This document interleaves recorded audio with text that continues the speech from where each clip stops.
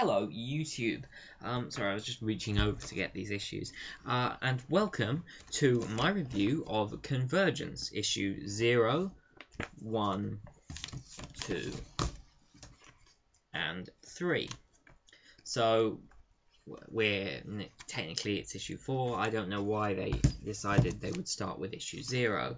But anyway, firstly, I'm just going to say now, this series that I'm doing about reviewing Convergence, I'm going to focus on the core issues rather than going into some of the many additional tie-in books and spin-off books and various one-shots focusing on the different characters.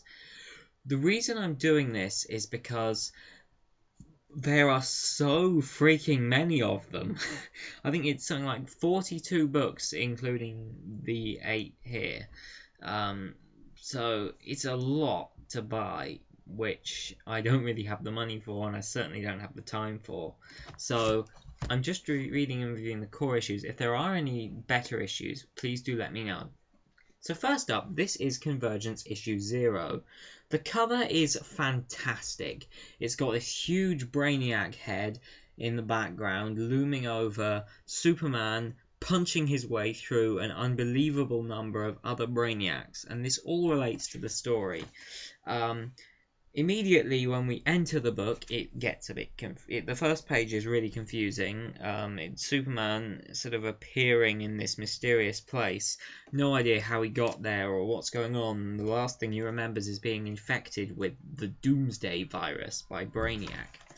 And then all of a sudden, he appears in front of this enormous Brainiac, who isn't the same Brainiac that he was speaking to, because he's asking, "Where is Dox? We came here together. I want to see him. I have some questions." And then this giant Brainiac says, "Dox is no more. We are all Brainiac. They are me, each one unknown extensions." Basically, this is a huge sort of multiversal giant Brainiac who controls all of the other Brainiacs, and the other Brainiacs throughout the multiverse don't know it. I hope we get to see more of this character's history. I'm not sure if this giant Brainiac has appeared prior to this, but in a series I haven't been reading, it's entirely possible. I acknowledge that. These few scenes are really quite confusingly laid out, because Superman firstly is in midair. Then midway through the sentence, he's suddenly strapped to some sort of metal machine and tied up, occasionally being electrocuted, as you see there, when he tries to escape. Then he's standing on a rock. Then in the next scene, he's tied back to this machine again, being electrocuted because he tries to escape, saying, "No, I won't die on your time," because Brainiac's trying to turn him into a doomsday monster. Then all of a sudden, he's on a rock again. You can kind of see that there. And then he's strapped to this again. It's so inconsistent. So one moment he's one place, one moment he's another place, one moment he's another place. Why can't you just draw him in the same place? One thing that I find rather strange, because Brainiac has noticed that in each universe, Superman always dies in a noble sacrifice. Well, not each universe, if you base this on Convergence 2. He clearly doesn't in the first one, so that was 3 I picked up. He clearly doesn't in the first one of issue 2, but I haven't got to that yet. But in each one, he always dies to save someone else, and resultantly, he has every single Superman death, and he watches them all throughout the multiverse. I find this kind of creepy, really, that he would just watch every single Superman dying in each universe in the multiverse and just have it on a sort of instant replay in the sky, constantly showing it. It's a bit weird, really. It's not really explained why he likes this as well. He just sort of, I don't know. And what makes no sense either is, this sentence, after Superman accuses Brainiac of killing one of them, but then he reveals he didn't, he just watched him die, he said, "No, but I watched him die. His death would inform your transformation into the Doomsday Monster." How can you inform a transformation? A transformation is a process. If you said, not instill, what's the word? Incite his transformation, maybe? Trigger his transformation? But then it doesn't trigger his transformation because he's still Superman here and he's not... It doesn't make sense as a sentence. There are a few sentences in this whole thing that don't make sense.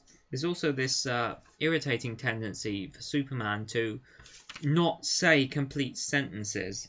For example, Brainiac, if what you want is my life, come back for it. But don't, home, have to get home. He says that.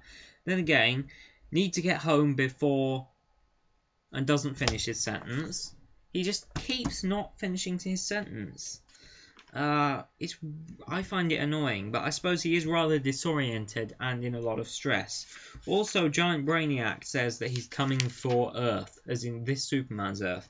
And because this Superman doesn't have any red underpants on the outside, I think this is the Earth Prime, i.e. New 52, current continuity, main Superman, which means that he's coming for the main continuity. Dun dun dun! Can't wait to see where that goes. If they remember it's supposed to be going anywhere, or if it's not in one of the non-core issues, which is entirely possible. Anyway, Superman appears on the planet. Superman realizes he's on a planet when he escapes, and he doesn't know how long he's been there, and he immediately talks to this guy who introduces himself as Brainiac, but clearly isn't the same Brainiac. And he keeps changing between forms of different Brainiacs when he's telling Superman what this world is. And I love this. He turns into the Earth 1 Brainiac at one point, and that is the single best, most awesome design for Brainiac I think there's ever been. And that artwork in this whole issue, in this whole series, the artwork is absolutely superb. I mean, it's spot on. You can't complain about any of it, or I can't anyway. But he goes into one of those cities he's captured, and everything's jumbled in the wrong order, and it also seems rather apparent that Hitler won World War II in this universe, because there's a swastika on the Tower of Liberty. Basically, this version of Brainiac gets very angry with Superman, because when Brainiac went to steal Superman's city, he didn't return, and this this version of Brainiac, who I'll talk about later, he isn't actually Brainiac, he comes to call himself Telos, but he realizes something's wrong, and he gets really angry with Superman. Also, I love the way that he turns himself into the DC animated universe Brainiac at one point.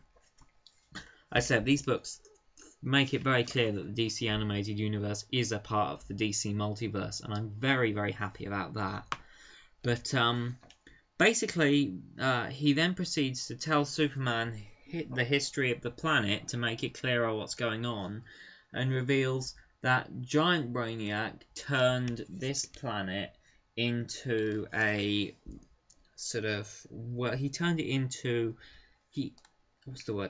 integrated his systems into a living planet, which is what it was, and thus Telos is the consciousness of the planet.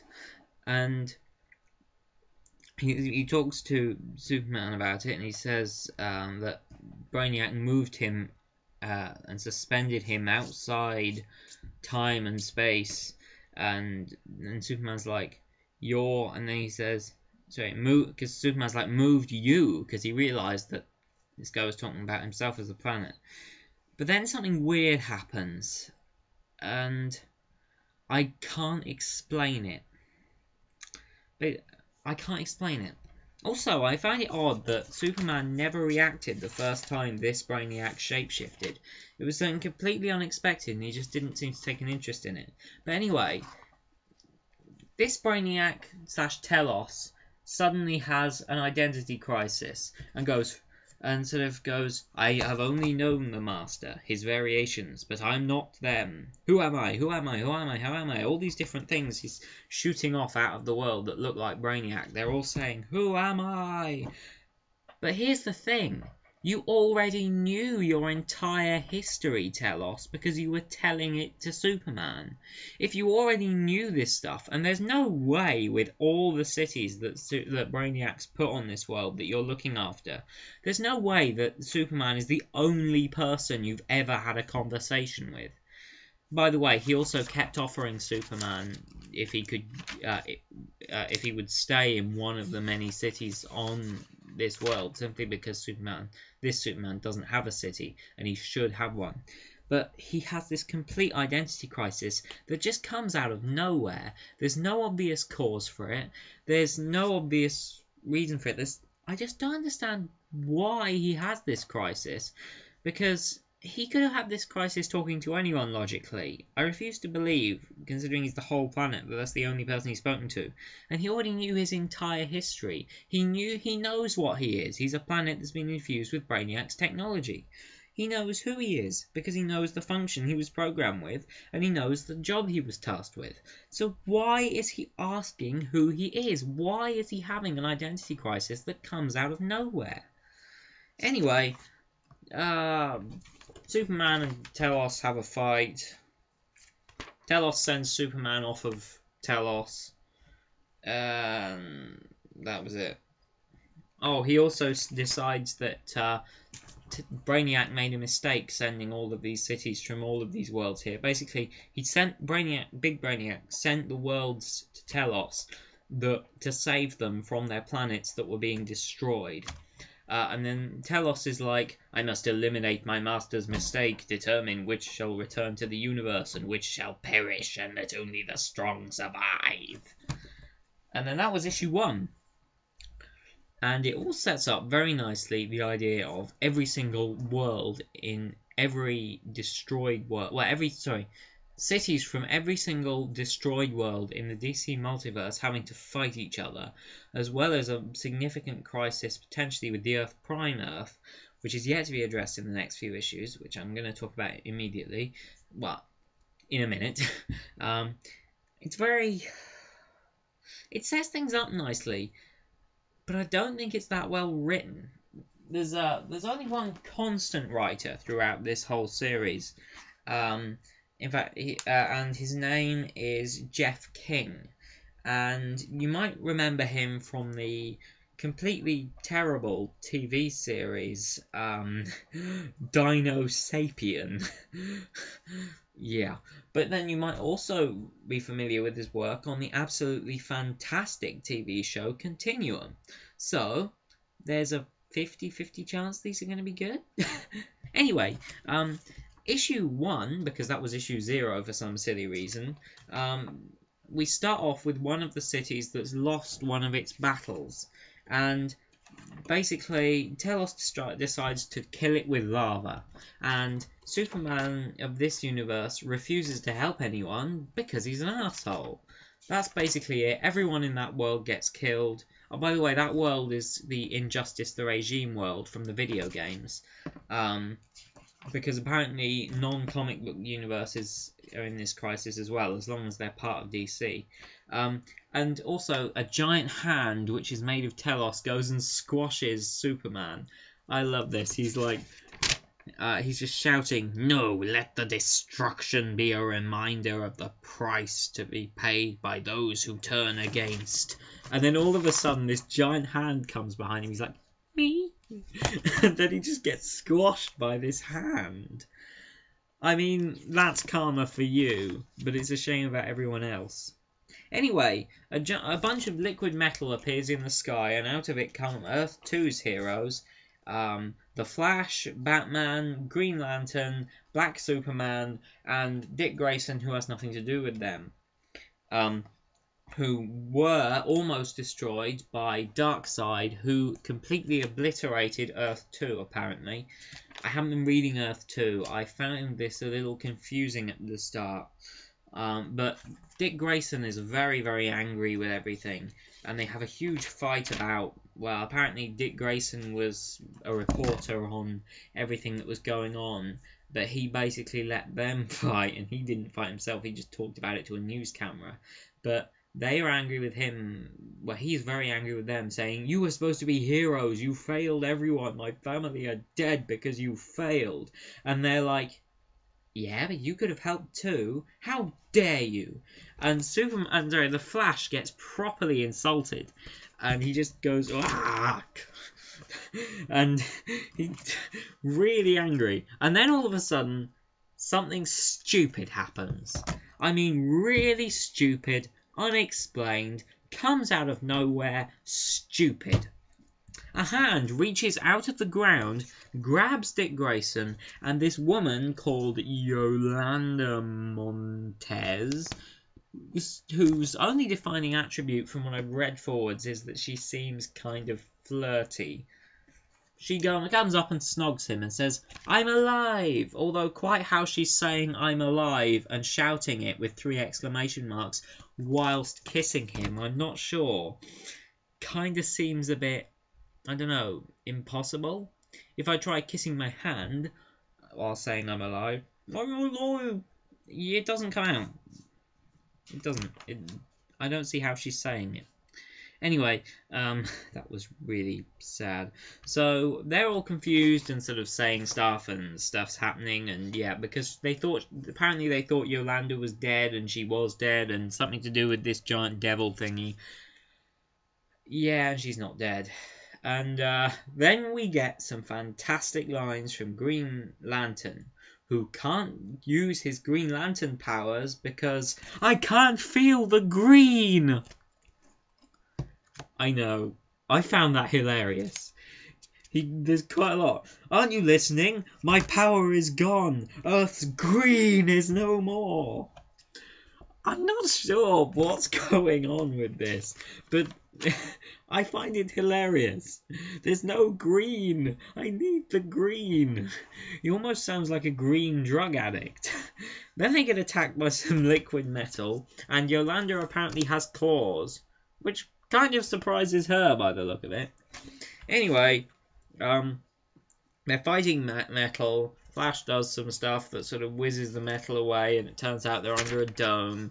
Telos shows up, and he's like, hey, you don't have a city. Why don't you have a city? And then Green Lantern's like, our city was destroyed. We're the only ones left. So then Telos is like, no city? Unacceptable. And he talks about there are protocols for bringing guests to Telos. It's strange that you arrived without a host city. Could I have miscalculated somehow? Anyway, they sort of argue for a bit. Telos pretends that he's still working for Brainiac and brings a Brainiac up. And stuff happens. He says that Earth 2, their Earth, is the last of all the worlds that were or ever will be collected. Which makes no sense. The reason for that is that Brainiac of Big Brainiac of whatever Earth he's from is going to Earth Prime, heavily implying that he's going to collect one of the cities from that Earth. So how can he say it's the last of the worlds that that was or ever will be collected, when another city is going to be collected, as Brainiac said in the previous issue? And how can he say that when that heavily implies that Brainiac has some kind of knowledge of the future and knows that in every single universe in the DC multiverse, no more Earths will ever be destroyed? Take note of that the next time they have a crisis. Anyway, Telos captures them all in liquid metal and declares to... Oh, sorry, I went ahead of myself. Declares to them and then to everyone else that he's holding a tournament, and every single world must fight or die. And and he's saying, "It is destiny, it is convergence, witness, for it has begun." And that marks the end of this issue. Personally, I think this issue is better than the previous one. I'm fairly sure there was a typo in it somewhere, though that might have been in the next issue. I saw it once when I looked through this, and I haven't been able to find it. At one point, someone spelled telos with two L's. It might have been this issue. It might have been issue 2. Anyway, this is okay. There's no real problem with it, aside from what on earth was going on with Yolanda, and why is this Superman an asshole? Yeah, Yolanda's appearance out of the ground was just stupid. It looked stupid. It was quite badly written scene.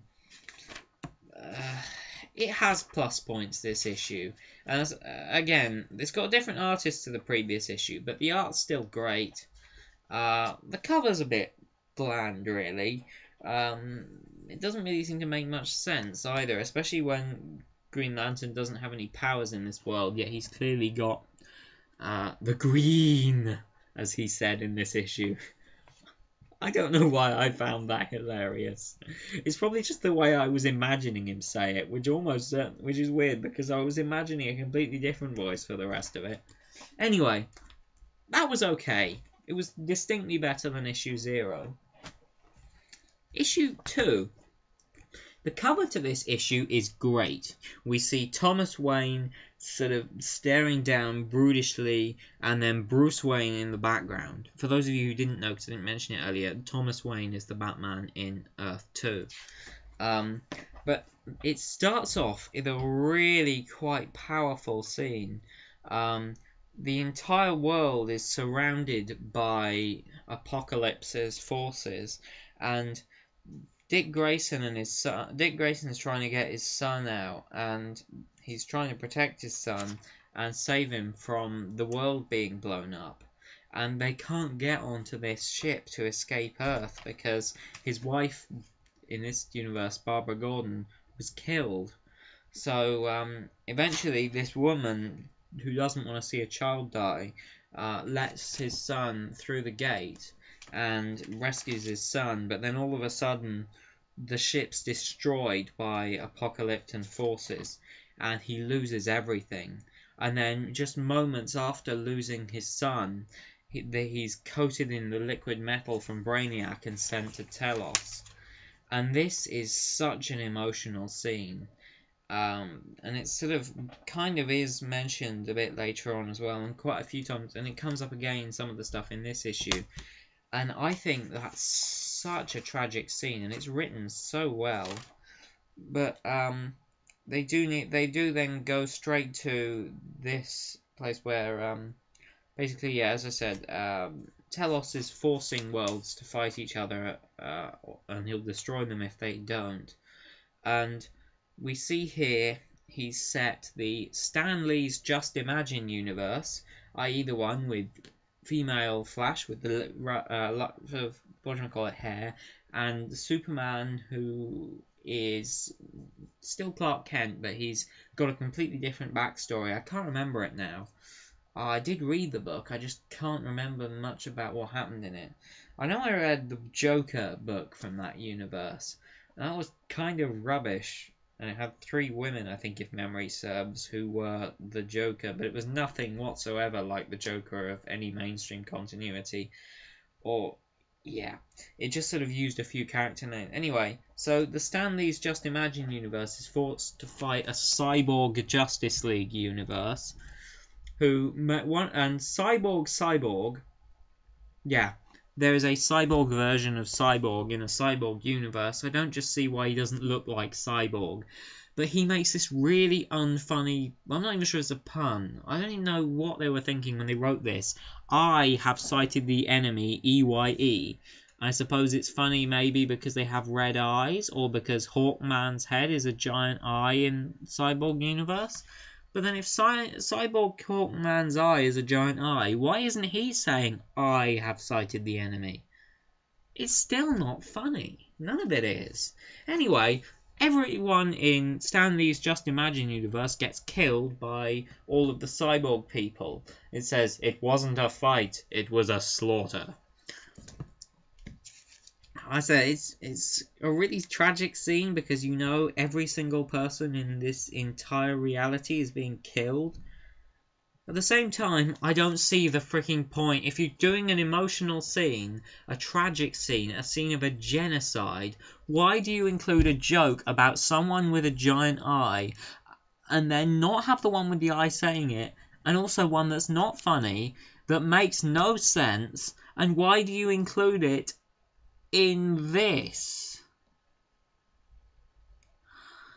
Also, why is Cyborg Universe Cyborg not just Cyborg? Why has he got a huge giraffe neck and lit up boobs even though he's a man? Seriously, he has lit up boobs. I don't get that. What is that? Anyway, Telos and Earth 2 heroes have a fight. There was some stuff. Flash rescues Yolanda and pulls her away from a giant hand. Then Telos starts pulling Green Lantern under the earth. And Green Lantern is, as you remember from the previous issue, running out of power because he needs the green. And then something really weird happens.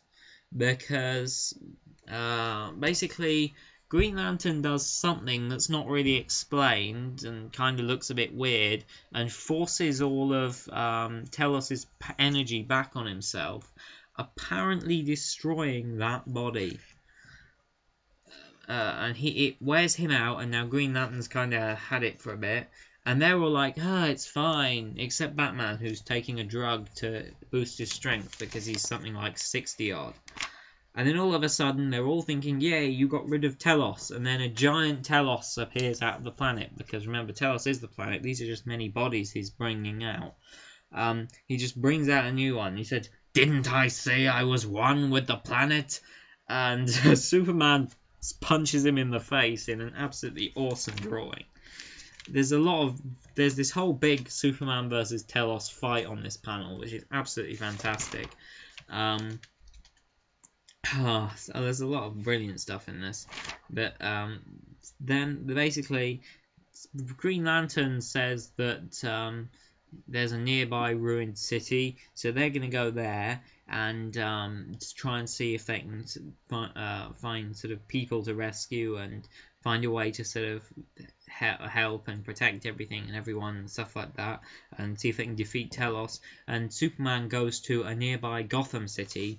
He says he's going to go to a nearby Gotham City with Dick Grayson to see if they can get some allies. So they get there in one page somehow, and they avoid some drones, go into the sewers, blah blah blah blah blah. Fun happens. They enter the Batcave. There's some really quite emotional scenes here. Again, we see here Dick Grayson sees his wife trying to video chat Bruce Wayne and realizing there are intruders there, and she doesn't know who Dick Grayson is because he's hiding in the shadows, but it's Barbara Gordon, and he recognizes her as his wife. She looks like his wife, she sounds like his voice, she has the same eyes, it says, and he doesn't know what to say, so he just doesn't say anything because he wants to say, I'm sorry, I love you, what was it, I wish we hadn't fought the last time I said goodbye, I wish I had kissed you one last time, all this stuff, and he can't say it because she's not his wife, she's just a doppelganger. And then we have another scene where Bruce Wayne and Thomas Wayne, the father who lost his son and the son who lost his father, meet, and it's like they're the only people who actually understand each other. And this Bruce Wayne, from what I got on the DC Wiki anyway, is actually the New Earth, the pre-Flashpoint Batman. This is the continuity that was the mainstream continuity from, I think, 1985, though that might be wrong, until 2011 when the New 52 started. So this is a really big Batman. This is like the really badass one. Then we kind of have a bit of a flash forward to another scene where two universes are fighting and there's bodies everywhere.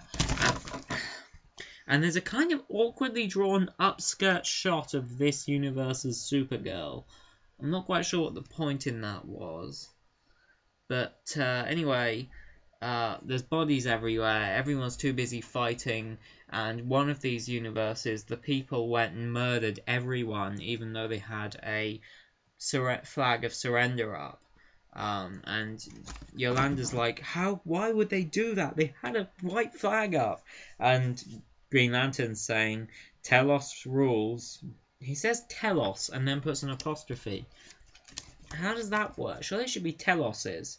Maybe they don't want to, I don't know. I'm not quite sure how you pluralize that. I suppose they made up, not pluralize. Give possession. What's the word? I don't know. But I'm not sure how you do that. Teloses is what I'd have thought. But anyway, Telos rules justify annihilation. And she's like, is that what setting city against city or fight each other turns people into? After we take him down once and for all, we'll bring an end to this madness. And then we have a scene where, well, again, we have a scene where Bruce Wayne, New Earth Bruce Wayne, utter badass, gives Thomas Wayne the keys to the Batmobile. So Thomas Wayne goes out with Dick Grayson, and they're like, yes, let's be badasses. And then rather than go and fight with them, New Earth Bruce Wayne just stands there and mopes. Really? Really? I mean, come on. You had the two of the greatest versions of Batman in the DC multiverse history, and you don't get them to fight side by side against all of these forces. You just have the old guy go out and fight, while the younger, fitter, famously a badass Batman just sits behind and mopes. What is wrong with you that you would write that? Anyway, they go to an Earth which clearly, by the looks of it, had a court of owls. I don't know, maybe this is Earth Prime, but I don't think it is, because whatever. Then they see a man being chased by Telos' drones, and this guy is Deimos, whoever that is. And he's like, and he says, my name is Deimos, and I can lead you off this planet. This issue sucks. If anything, just for the ending. I mean, the part about Dick Grayson losing his son is very well written. And there's a lot of really well-written scenes in this, and a lot of really bad tragedy. But at the same time, you also have our heroes being idiots and fighting Telos, even though they know they can't win because he'll just send another body up.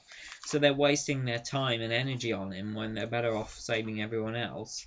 They waste an opportunity with Batman, and really, I think they take way too many pages of just talking. I mean, sure, I'm fine with talking. Don't get me wrong, I hate it when a comic book is just action scenes, because it gets really unbearable and tiring to read. But when the whole thing is talking without much really being said, that hasn't already been said, it's annoying. I mean, sure, there's some good fight scenes as well.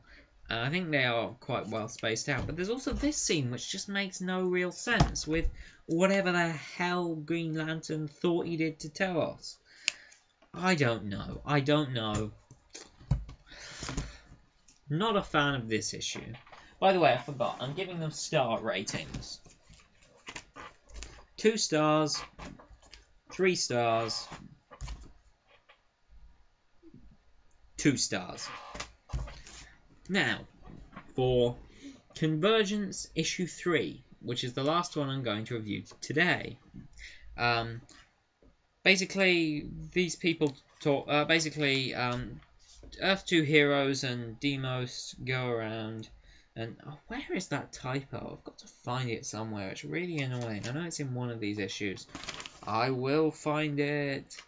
I do think it's very embarrassing that a book with that's of such importance and has such priority has a typo. I will find it. I underlined it. I know you're not supposed to underline a comic book, and everyone's going to hate me for saying I did it, but I did. I underlined the mistake because it was so annoying.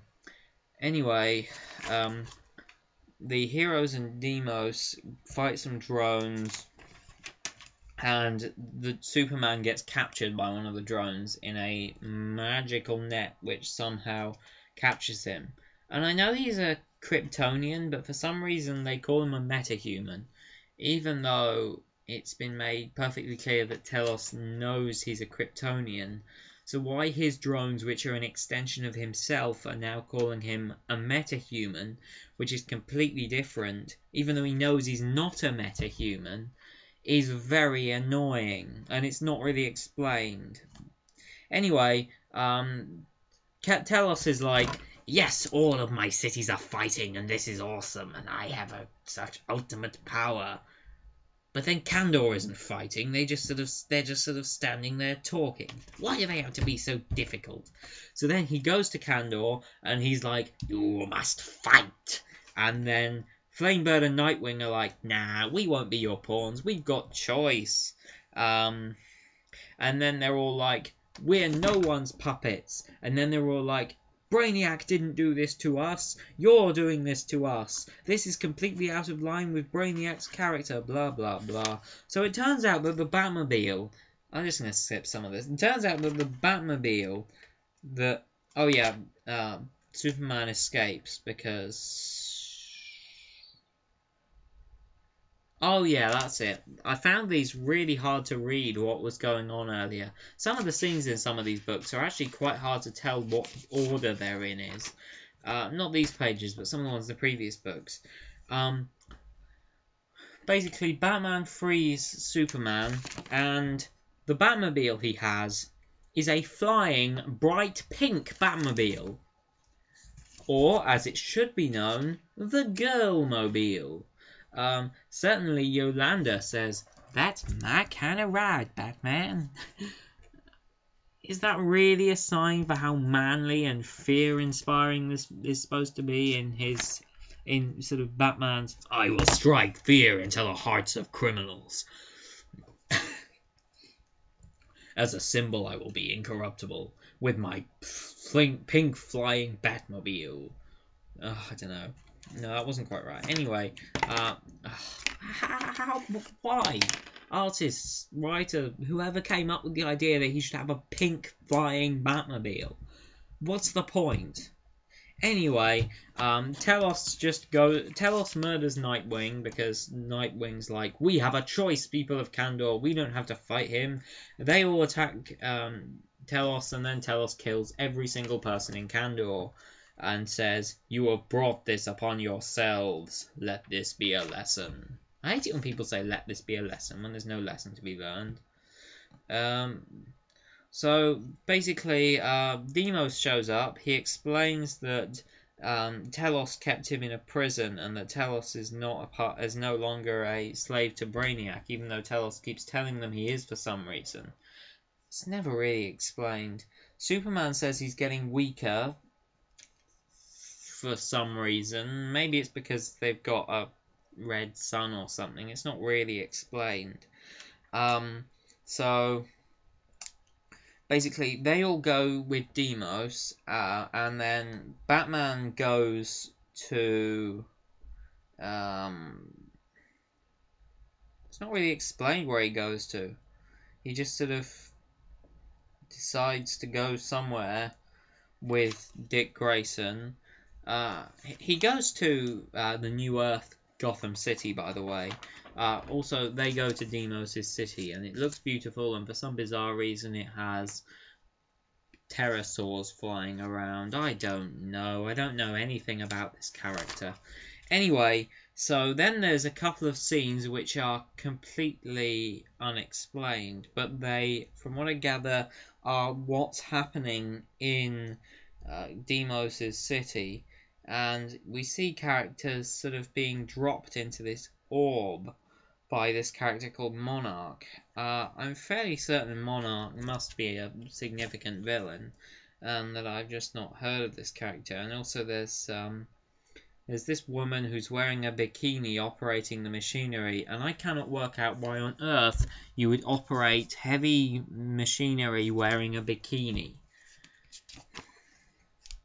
Anyway, before I get so annoyed with this issue, Batman Thomas Wayne and Dick Grayson arrive back in Gotham for some reason, and the Batmobile breaks down or crashes or something, and Professor Pig turns up and he's like, "You're different, I don't know you." And then a bunch of other Batman villains just sort of appear out of nowhere in the next panel, including the Riddler, Dr. Hurt, Victor Zsasz, whoever she is, Shoulder Pad Man. I don't actually know who he is either, so I'm just calling him Shoulder Pad Man. And that guy whose name I can never remember. So they all appear, and they try to attack Batman, and then Dick Grayson gets carried off by Man-Bat, and then Batman's beating them all up, and then all of a sudden he gets stabbed by Victor Zsasz with a shtick noise. Kind of a weird noise for that blade to make. I suppose that is a shtick, I suppose, if you had to write it down. I'd have written it as more of a shtick. But I suppose, whatever. Anyway, that is kind of right. So, there's some fantastic lines here with Professor Pig. He's about to bash Batman with a pipe. He says, "All bats hibernate, Batman. Prepare for your eternal slumber." And then he whacks him with a crowbar, which just sort of appears out of nowhere. Whatever. But then they all get Batman down, and Dr. Hurt's going to finish Batman off. But then Batman clicks on the button, and they all explode, and he kills them all. And then Dick Grayson's watching, and he's talking about all these things that happened in the Earth 2 books, which I didn't realise, and which I didn't read rather, and how he reconciled with his granddaughter, which is in another book which I didn't read. I'm talking about Batman. This is what Dick Grayson's talking about, Batman. But Dick Grayson doesn't know this, because he doesn't know this version of Batman, so he's just sort of talking out of his arse at the moment, from what I can gather.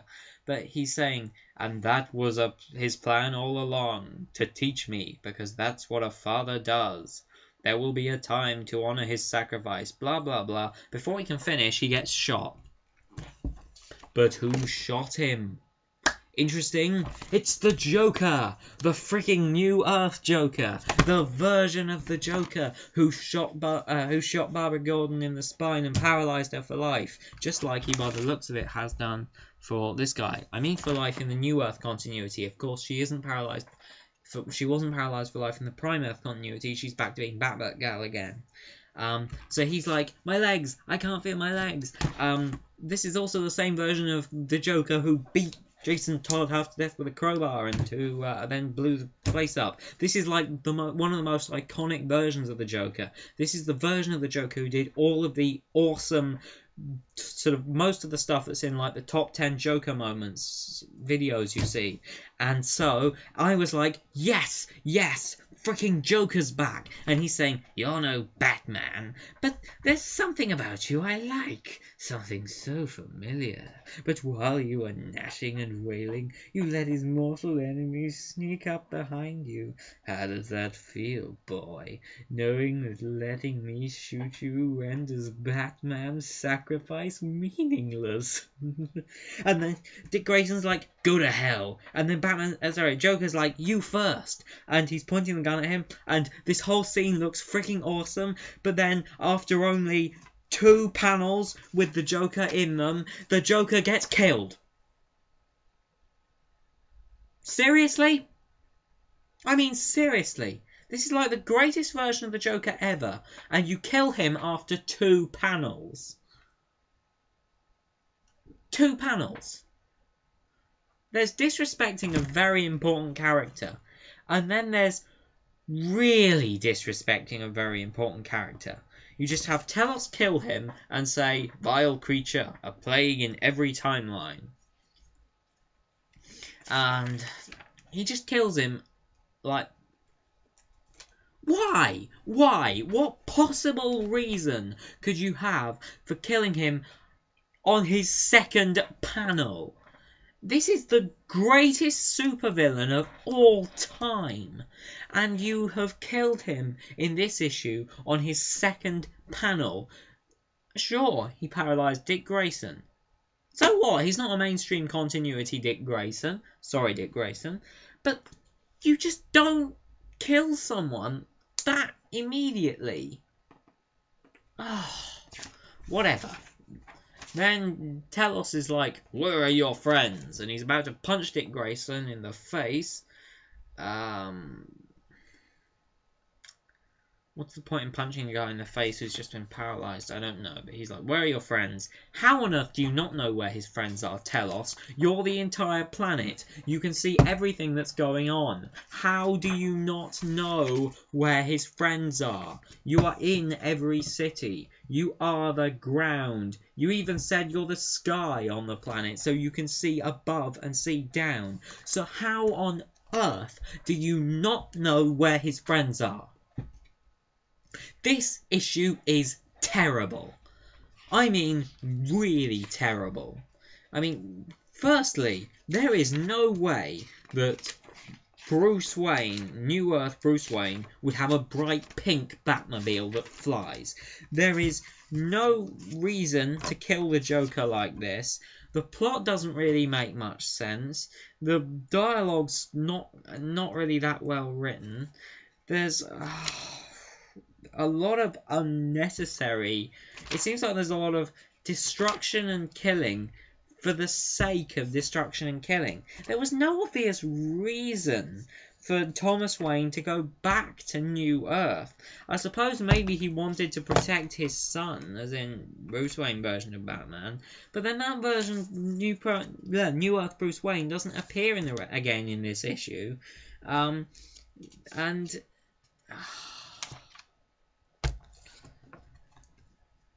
he could have definitely taken care of those people by himself anyway. It's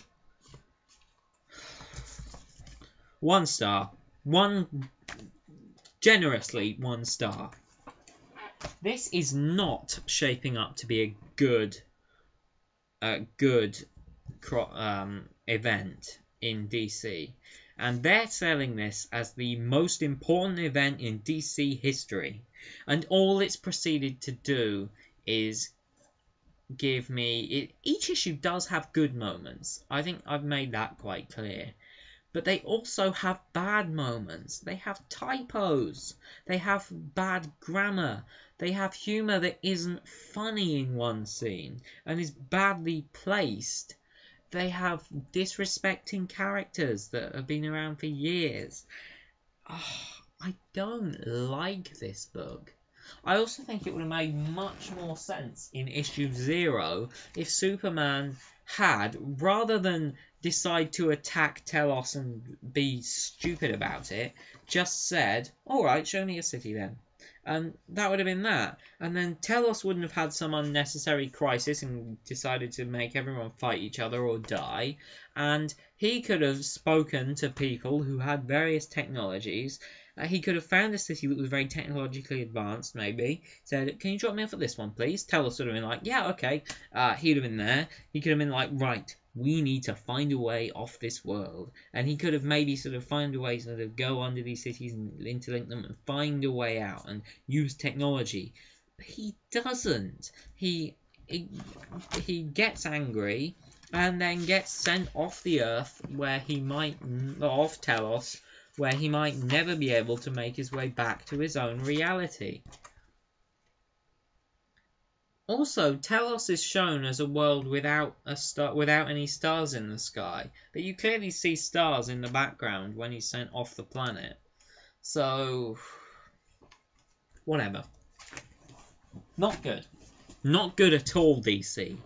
And if this is your most important crossover of all time, you had better shape up. Please feel free to subscribe or like or something. That's it. Sorry this was such an insanely long video. I did not mean for this to be so long. I have a lot of work to do this evening. So, bye.